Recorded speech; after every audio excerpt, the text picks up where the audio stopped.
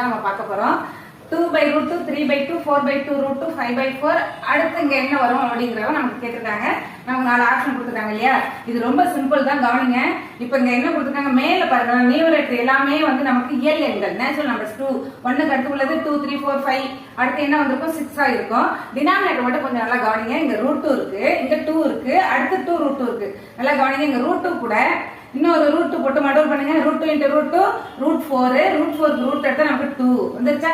அடுத்து பாருங்க, அதே மாதிரி இது கூட இன்னொரு √2, எல்லாத்து கூட √2 மல்டிபிள் பண்ணுங்க. இங்க 2 × √2 2√2, அடுத்து அதே மாதிரி இது கூடயும் √2 மல்டிபிள் பண்ணுங்க. இப்ப பாருங்க 2 √2 × √2 √4, √4க்கு ரூட் எடுத்தா நமக்கு என்ன கிடைக்கும், 2 கிடைக்கும். அப்ப 2 2s are 4. இப்ப அடுத்து நமக்கு இந்த நம்பர் வேணும்னா இது கூட √2 மல்டிபிள் பண்ணணும். இப்ப 4 × √2 4√2, அவ்வளவுதான் டினாமினேட்டர்.